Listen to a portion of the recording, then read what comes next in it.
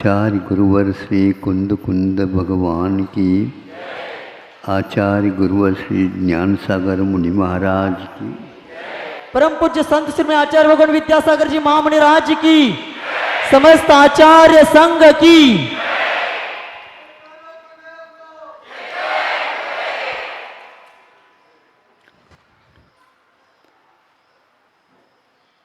जब विद्यालय में पढ़ता था उस समय हितोपदेश संबंधी कुछ नैतिक न्याय संबंधी, राज्य शासन संबंधी आदि वर्णन नीति के बाहुल्य के साथ किया गया था। प्रासंगिक उनमें से एक पंक्ति, यथा राजा तथा प्रजा, यथा प्रजा तथा राजा, यह उक्ति आज धूमिल सी हो गई है। धूमिल का अर्थ होता है अग्नि तो है, लेकिन अग्नि का दर्शन न हो करके उसमें से केवल धुआं का दर्शन हो रहा है। ऐसी स्थिति में भारत का इतिहास क्या होगा आप समझ सकते हैं। राजा का कर्तव्य क्या था और प्रजा उस समय क्या करती थी। राजा की यदि कुछ प्रशंसा का समय है, मुक्त कंठ से करती थी और बहुमूल्य रत्नों का, बहुमूल्य वस्तुओं का जो अपने लिए उपलब्ध हैं, किंतु उनको भी हे राजन ये सब आपकी संपदा है। जब हम ही आपके हैं तो संपदा हमारी हो ही नहीं सकती। आप सुन रहे हैं? हाँ, इसीलिए उस समय घरों के बाहर जाते हैं उस समय में भी ताला नहीं लगता था, चोरी चपाटी नहीं होती थी। और क्या, किंतु जब राजा की कोई कमियां होती थी तब प्रजा उनको विशेष रूप से नम्रता के साथ बात रखती थी। उसके लिए वे बाध्य हो करके उसको छोड़ने का प्रयास करते थे। इसका अर्थ ये नहीं है प्रजा हमेशा हमेशा राजा की ही बात माने, किंतु राजा को भी प्रजा की बात मान्य होती थी। इसका अर्थ उस समय जनता कितना प्रबुद्ध और कितने स्वार्थ से रहित जीवन जीते थे। तब कहीं जाकर के जनता का हित होता था और आज वह उसका इतिहास है। इतिहास पहले केवल लिखा नहीं जाता था, इतिहास का निर्माण अपने कर्तव्यों से होता था। कर्तव्य परायणता इतिहास को हमेशा हमेशा सजीव बनाती रहती है। आज हमें अथवा आप लोगों को इतिहास की जानकारी देश की अपेक्षा से कुछ भी नहीं है। बड़े बड़े इंजीनियर भी हो जाते हैं तो भी उन्हें भारतीय इतिहास का ज्ञान नहीं दिया जाता, बल्कि ये कहा जाता है यह इतिहास से कभी राष्ट्र की उन्नति नहीं होने वाली। किंतु यह उन लोगों की अनभिज्ञता अथवा भारत को किसी भी प्रकार से उठने नहीं देना, इसका यह एकमात्र उन्होंने रास्ता बदल दिया है। कोई बात नहीं, लेकिन हम उस इतिहास के कुछ उदाहरणों से आप लोगों के सामने हमेशा हमेशा गुरुजी कहते थे, उपदेश में उन राजाओं के काल में जो जनता थी उनका अवश्य ही उपदेश इन्हें मिलना चाहिए। कथा वृत्तांत आदि जितने भी होते हैं, जीवन व्रत, इससे लाखों जीवों का उद्धार हो जाता है। उन्हें नीति न्याय का पूर्णतः उपदेश मिलता है। और केवल उपदेश ही नहीं, उन जीवों के हम कथा व्रत यदि पढ़ते हैं, अवश्य ही आँखें खुल जाती हैं। आज एक आपके सामने यथा राजा तथा प्रजा, यथा प्रजा तथा राजा की ये बात को मूर्त रूप से रखने के लिए प्रथमान युग के आधार पर यह इतिहास की कुछ बातें आपके सामने रखी जा रही। पर्व का दिन था। पर्व का एक दिन नहीं, 2 दिन नहीं, 3 दिन नहीं, पर्व के 10 दिन होते हैं। और उन दिनों में क्या होता था, पूरा पूरा तो नहीं, किंतु उन दिनों में यह शासन के माध्यम से कहा जाता था, राजा के तरफ से यह एक प्रकार से सबके सामने रखने के लिए ये कर्तव्य बोधक कुछ प्रसंग यहाँ पर रखे जाते हैं। 10 दिन जब तक पूर्ण नहीं होंगे, इस पर्व के दिनों में किसी भी जीव की हत्या नहीं हो सकेगी। आज भी यह परंपरा कथनचित चलती है। इसके माध्यम से लोगों में एक प्रकार से जागृति आ जाती है। ऐसा तो नहीं है वह राजा केवल जैनियों के लिए ही ये सूत्र दिए हों, किंतु राजा किसी के घर के नहीं हुआ करते हैं। यदि किसी घर के हो जाएं तो फिर जनता के पास नहीं जा पाएंगे। जनता ही उनका सब कुछ है और आज भी यही चल रहा। आज सबको ये कहा गया है तुम ये जनता के राज्य में काम कर रहे हो, लेकिन क्या हो रहा है इसके बारे में सुनते हैं तो बहुत ही विस्मय होता है। कभी कभी खेद भी होना स्वाभाविक है।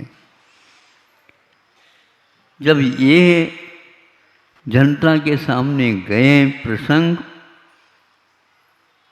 सब लोग उसमें लग गए। और केवल जैन ही थे ऐसा तो नहीं है, और हिंदू भी थे ऐसा ही नहीं है। सभी प्रकार की जनता में वह प्रचलन था, उसका पालन करते थे। सबके लिए राजा की आज्ञा है, तो राजा को एक प्रकार से भगवान के समान उस समय माना जाता था। आज भी परंपरा यही है कि वैद्य, राजवैद्य यदि आते हैं तो उनके सम्मान में हमेशा हमेशा राजा से कम आदर नहीं दिया जाता। राजा के बराबर ही उन्हें ये राज वैद्य हैं, क्योंकि वैद्य के बिना आरोग्य की रक्षा नहीं हो सकती। रोग होते हैं तो उनको दूर करने के लिए सही सही दवाई जो कि शाकाहार का समर्थन करते हैं तो निर्माण करते हैं और जनता को आरोग्य का लाभ देते हैं। यह हो रहा था, एक एक दिन निकल रहे हैं और इसी बीच में एक घटना घट गई। वह घटना यह थी, वो मंत्री महोदय आकर के उस घटना को सुनाता है, क्योंकि उस 10 दिन में हिंसा का, हत्या का किसी पशु का भी नहीं हो, इस आज्ञा का पालन करना हो रहा है क्या नहीं, इसको देखने के लिए सारे के सारे राजदूत वगैरह लगे हुए थे। तो मंत्री ने आकर के ये कहा, राजन एक घटना घट गई। क्या घटना घट गई? आपकी आज्ञा का उल्लंघन हुआ है और आपने जिसका निषेध किया था उसका यहाँ विधान हो गया, किसी को ज्ञात नहीं हो सका, लेकिन फिर भी वह छुप नहीं सका। क्या हुआ है? यही है कि हत्या हो गई, एक पशु की या एक बकरी की या और किसी पशु की।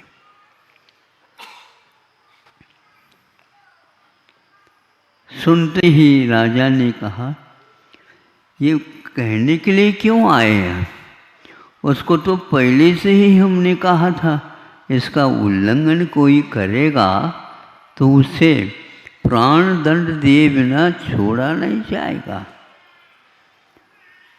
हाँ, इसीलिए तो आया हूँ प्रभु, वो प्राण दंड तो देना है, क्योंकि यह आज्ञा आपकी है और आपने बहुत समझ करके ही यह आज्ञा पारित की है। किंतु आप सुन रहे हैं? हाँ, ये किंतु क्या बता रहा है? किंतु हत्या हो गई, ये बिल्कुल ठीक है, किंतु हत्यारे कौन हैं? प्रभु, हम बताने में संकोच हो रहा है। संकोच क्यों करते हो? पालन करने के क्षेत्र में, प्रयोग के क्षेत्र में ये कोई बातें नहीं चलेगी, ये तो पूर्ण करना ही होगा। बताओ, बिना डरे, बिना संकोच के। फिर वह धीरे से बोलता है, राजकुमार के माध्यम से ये घटना घटी है। क्या कहा? पहले उसको ले जाओ, जो जिस नियम के अनुसार उसका प्राण दंड का कार्य पूर्ण करना है उसको पहले करो। गए, उनको पकड़ करके ले गए जहाँ पर उन्हें प्राण दंड देना था, उस स्थान तक। किंतु वो कौन करेगा कार्य? नियुक्त पहले से किए गए हैं। हाँ, तो चांडाल होता है, वह रत्नकरंड श्रावकाचार में उसका एक प्रकार से बहुमान के साथ स्वामी समंतभद्र महाराज जी ने नामोल्लेख किया है। यमपाल चांडाल इसका नाम था, उसके माध्यम से होना था, उसको भी संकेत दिया गया। महाराज, जिसके माध्यम से ये कार्य होना था वह व्यक्ति अभी आया नहीं, क्या कहता है, क्यों नहीं आया? उसको इसी बात की नियुक्ति दी गई है, उसको पहले जल्दी बुलाओ। तो वह आया। उसका थोड़ा सा घुमावदार यह उसकी कथा है।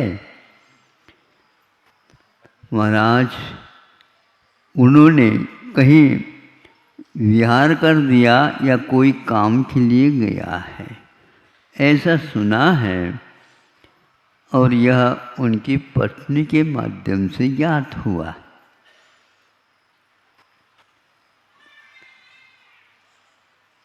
पूछ लो सही सही कौन से गांव के लिए गया, यहीं पर यदि है तो उससे काम कराया जा सकता है। जब पत्नी को पूछा गया है तो पत्नी तो कहती है, हाँ गांव तो गया है लेकिन अभी गया नहीं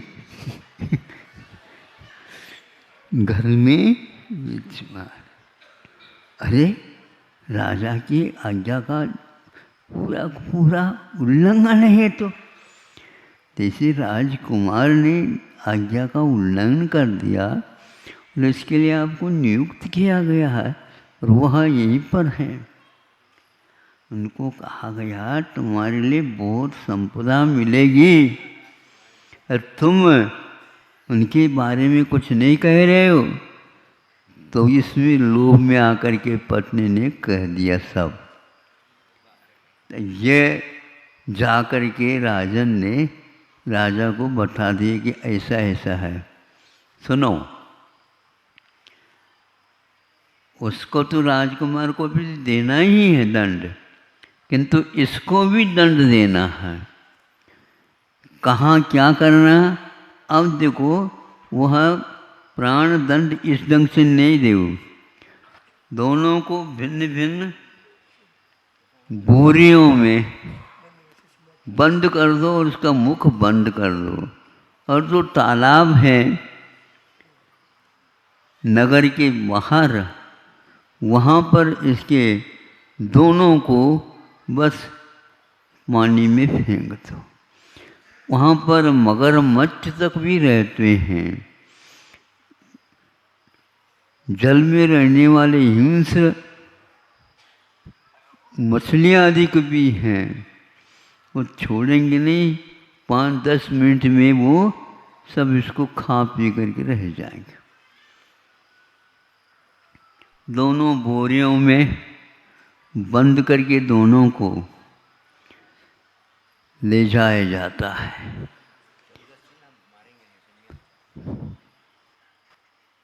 अब जब उनको पहले सर्वप्रथम राजा का आज्ञा का उल्लंघन करने वाले राजकुमार को फेंक दिया गया, इसको देखने के लिए पूरी जनता आ उपस्थित हुई। हमारे राजा यथा प्रजा तथा राजा भी है और उनके लिए दंड व्यवस्था दी गई है। आज भी दंड व्यवस्था है बंधुओं, और पहले भी थी। किंतु क्या होता है, यह लोकतंत्र में, राजतंत्र में क्या होता है और लोकतंत्र में क्या होता है। प्रत्येक व्यक्ति ही आज राजा है, क्योंकि राजा का चुनाव, मंत्रियों का चुनाव जनता के ऊपर आधारित है।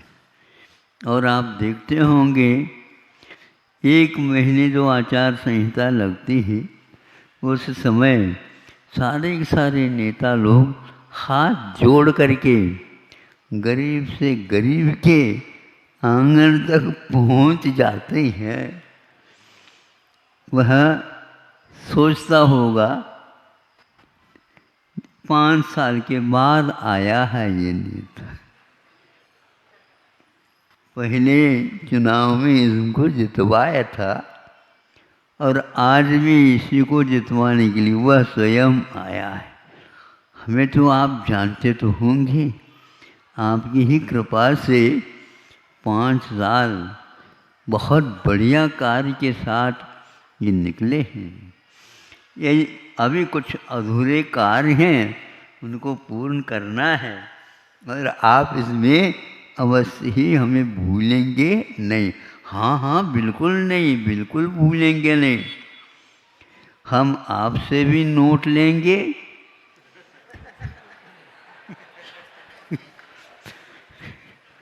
हम सभी से नोट लेंगे और उनको भी हमें आश्वासन देना है। क्योंकि वह योग से उनकी चुनाव हो गई तो वो मिलेंगे, योग से आप आ गए हैं तो आप मिलेंगे। यदि दोनों आ जाएं तो फिर कहना ही क्या। मंत्रिमंडल में अवश्य आप आएंगे और हमारे कार्य आप अवश्य पूर्ण करेंगे। किंतु राजकुमार की बूरी को तो 10 मिनट नहीं लगे, सारे हिंसक प्राणियों के द्वारा उसका भक्षण हो गया। जो भावी राजा होने वाला था उसकी यह दशा है।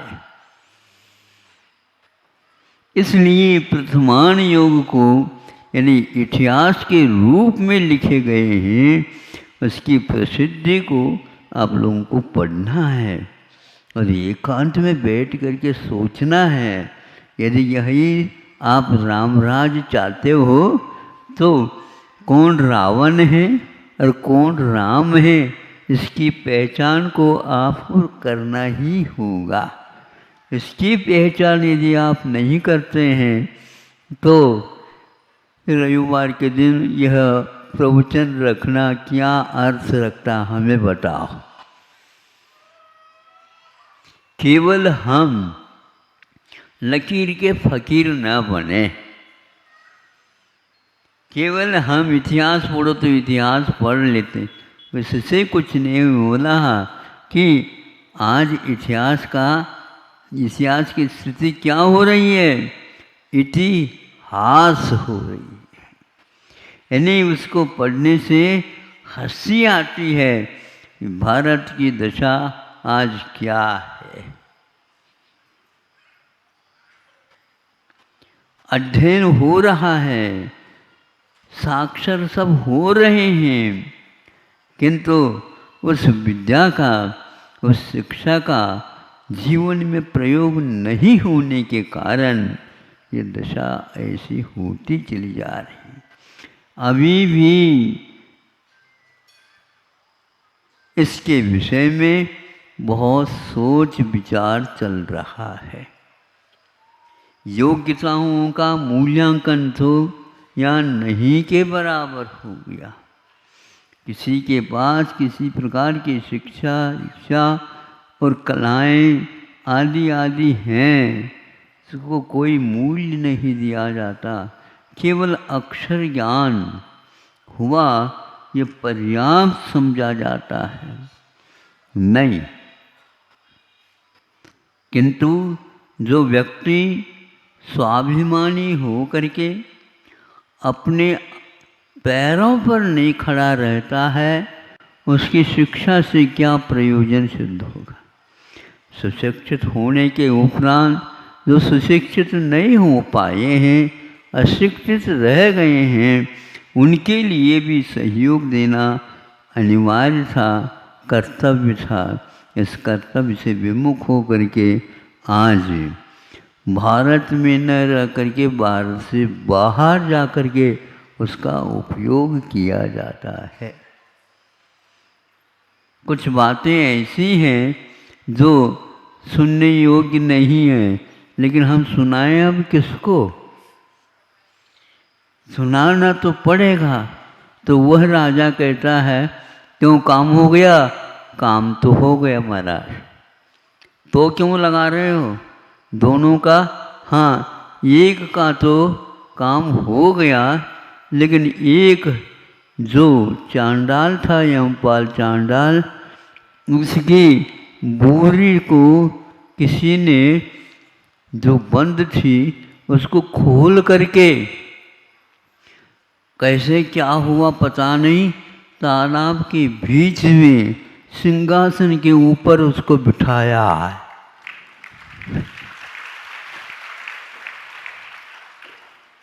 अब राजा घबरा गया, सिंहासन के ऊपर रखा है? हाँ, किसने रखा? यहाँ पर जनता में कोई बात नहीं सुनी, लेकिन ऊपर से इस चुनाव में उसको जिताने के लिए आए और पूजा हो रही है उनकी। क्या कह रहे हो ये? उनको भी समाप्त करने के लिए हमने कहा था, हम करने के लिए उनको भी पटक दिया गया था, लेकिन वह उसने मृत्यु न पा करके, उसके लिए देवों ने आकर के पूजा की है और परिक्रमा लगा रहे हैं। और हमारा भी क्रम आएगा तो हमें भी परिक्रमा लगाना है। ऐसा संभव नहीं हो सकता। कैसे नहीं संभव हो सकता? क्योंकि उसने चतुर्दशी के दिन व्रत लिए थे कि मैं चतुर्दशी के दिन किसी भी प्रकार की हिंसा का कार्य नहीं करूँगा।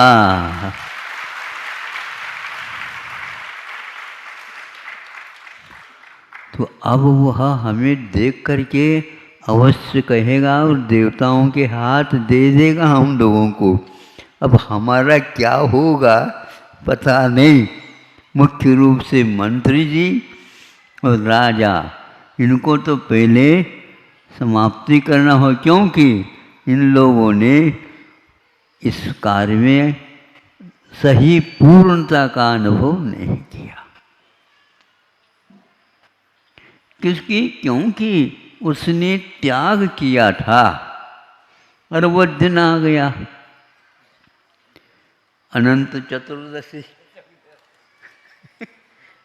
अनंत चतुर्दशी आ गई तो उसी दिन ये कार्य होना था।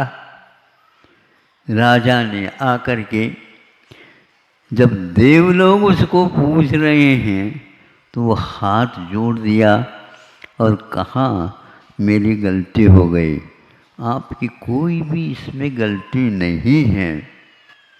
कैसे नहीं है? तो हमने हमारे लिए जो आज्ञा आपने दी है उसका यही अर्थ है कि उसको हमें ही नियुक्त किया गया था और उसको प्राणदंड देना था। लेकिन उस दिन मेरा चतुर्दशी होने के कारण यह कार्य नहीं कर सका। अन्य दिनों में हम उसके बारे में नहीं सोच सकते। इसको सुनने से हमारे राज्य में चांडाल लोग भी इस प्रकार के नियम संयम से रहते हैं। हमारे राज्य की यह शोभा है। आप लोग जैन हैं, काय के जैन बताओ? छूट। महाराज ऐसे कोई प्रसंग आ जाए तो छूट दे दो। ये छूट वाली बात वैद्यों को पूछो तो बता देंगे। भैया दवाई लेने के लिए तुम छूट बताना चाहते हो, हमें ये बता दो छूट उन तली हुई वस्तुओं का त्याग कर दो, दही का त्याग कर दो, जिसके द्वारा तुम्हें खांसी हो रही है ठीक हो जाएगा। किंतु आप उल्टे छूट की बात करते हो। नहीं, इसका अर्थ आप उस त्याग के प्रति, उस नियम के प्रति, उस प्रतिज्ञा के प्रति गौरव नहीं रखते हो। तो इस प्रकार जब वह राजा उसको सराहता हुआ, हमारे राज्य में विशेष जो बहुमान का स्थान है उस पद पर इस यमराज चांडाल को अवश्य स्थापित करो। ये आज्ञा राजा की थी और मंत्री जी ने इसके योग्य मान करके उसके लिए राजकीय वैभव के साथ वहाँ पर कर दिया। और यह कथानक रत्नकरण श्रावकाचार्य में है। अनुवृत्ति में भी एक दिन हिंसा का त्याग करने वाला देवा देवम विदुर्भस्म गूढ़ांगारांत तेजस, जैसे राख में छिपी हुई अग्नि के कण हैं, वे थोड़े से ऊपर से राख को हटाओ तो निश्चित रूप से अपना परिचय दे देंगे।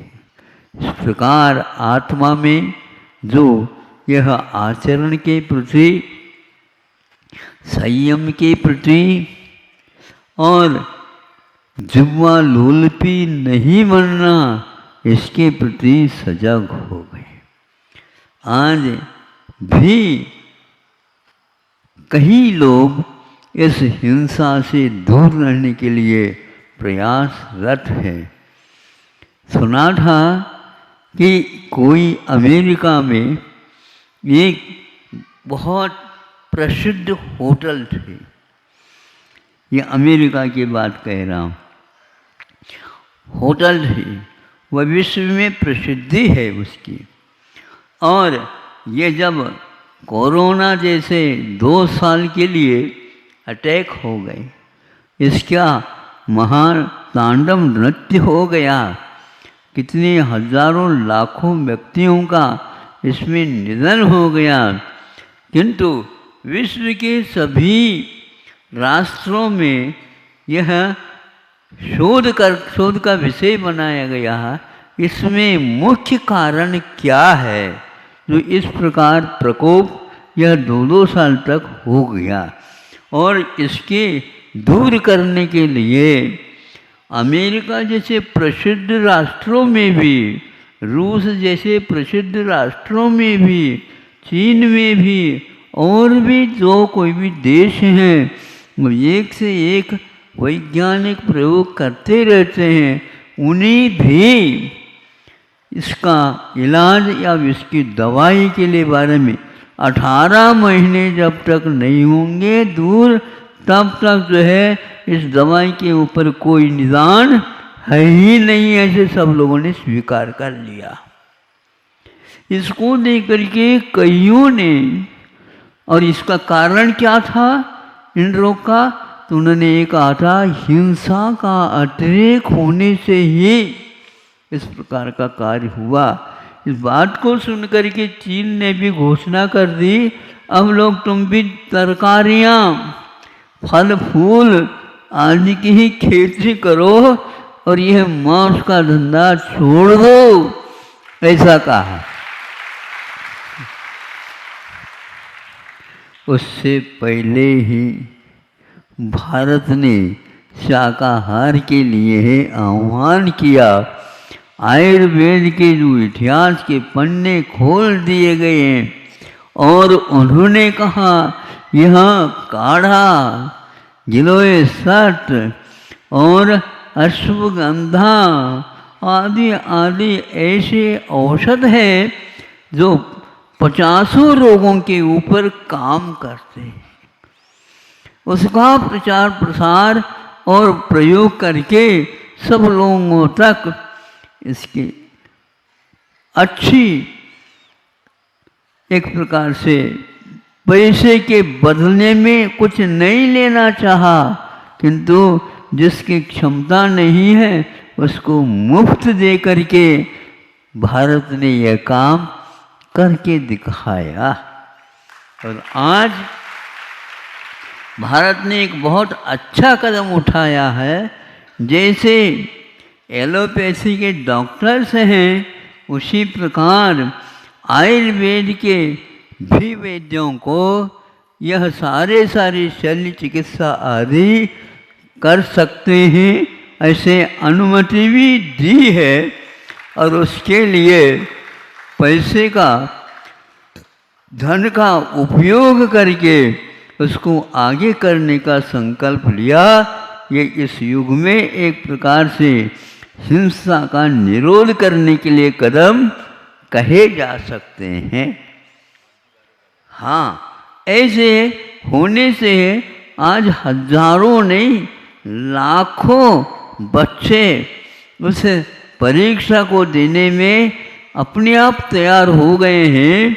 और यहाँ तक कि बच्चे उस परीक्षा में पास होने के उपरांत वह एलोपैथी की ओर न जा कर के कई बच्चे उसके लिए आयुर्वेद की शरण में जा कर के पढ़ने की प्रतिज्ञा कर रहे हैं।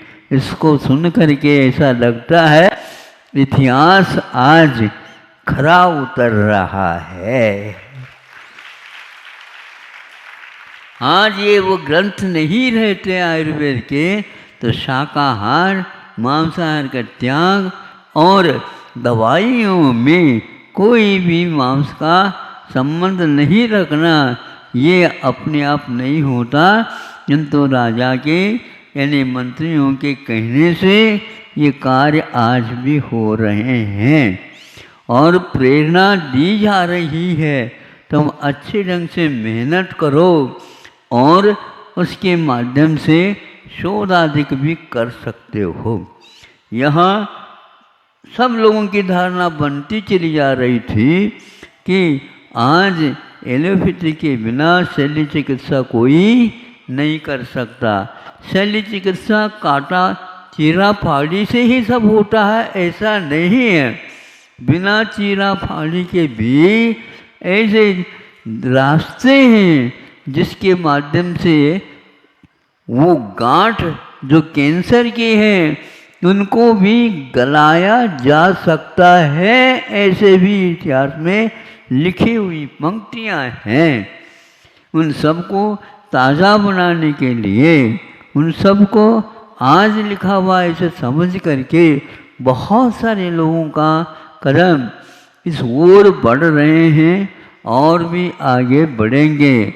इसलिए बच्चों को इस दिशा में बहुत अच्छे ढंग से सोच लेना चाहिए और इन ग्रंथों के सूत्रों को सुरक्षित रखने के लिए तिलक लगा करके रखना नहीं, किंतु प्रयोग में लाने का अवश्य ही प्रयास करना चाहिए।